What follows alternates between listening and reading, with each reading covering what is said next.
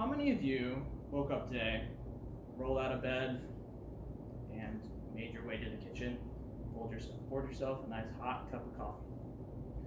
Or you're in a meeting like this, you're just trying to stay awake, just trying to get through the day, and you reach over and grab an energy drink. How many of you would consider yourself addicted to caffeine or just dependent on it to get through your daily? Caffeine is around all of us. Countless people use it to get through their day, and they need to be informed on what they're consuming, the good, the bad, and possibly the ugly. So today, I want to talk about caffeine and why it's popular, and a little bit of history behind that, the benefits of caffeine, and the negatives of caffeine. So, why is caffeine so popular? So, according to the Gallup Encyclopedia of Diets, people have been eating plants that contain caffeine for thousands of years. From cocoa plants to other things that contain caffeine, they get that high off of it, and so forth. But caffeine didn't become popular until the introduction of coffee in Europe in the 17th century. Later on, a German scientist purified the caffeine in 1819, which allowed caffeine to be added to soft drinks, energy drinks, energy bars, and all sorts of foods for consumption, making it easier and more popular.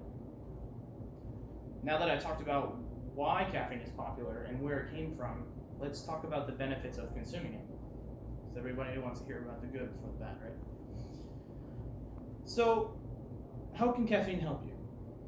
According to Harvard Medical School commentaries on health, some health benefits of caffeine include decreased fatigue, increased alertness and concentration, increased physical endurance, and improved long-term memory, which is great for a setting like college or at your work, right?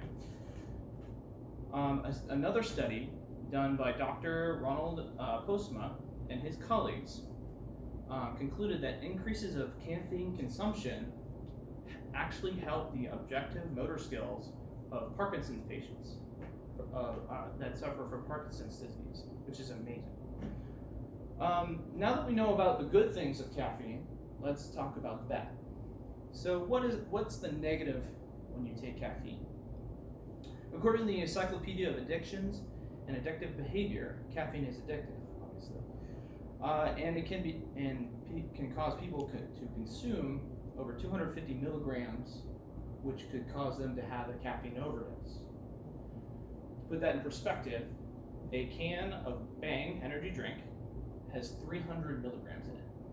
300. How many people do you see around that drink 1, 2, maybe even 3? For example, I have taken 2 Bangs in a 30-minute period. I started having symptoms of a caffeine overdose, which are difficulty breathing, confusion, seizures, hallucinations, and irregular heartbeat. Not a good thing. Another thing to consider, as far as negatives for caffeine, is that it dehydrates you.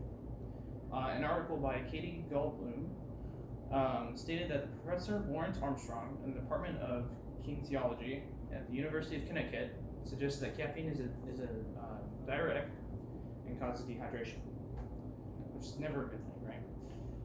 Now that we talked about all the negatives of caffeine, let's see what we've learned.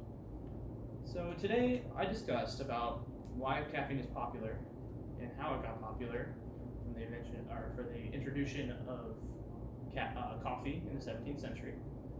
How caffeine can benefit you by decreasing fatigue and improve your memory, and how caffeine can limit you and cause hallucinations and make you dehydrated.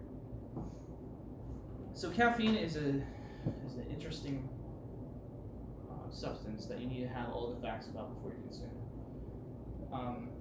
But caffeine's in coffee, and remember what Flash Rosenberg said, comic artist. I believe humans get a lot done, not because we're smart, because we have thumbs and we can make coffee. Thank you.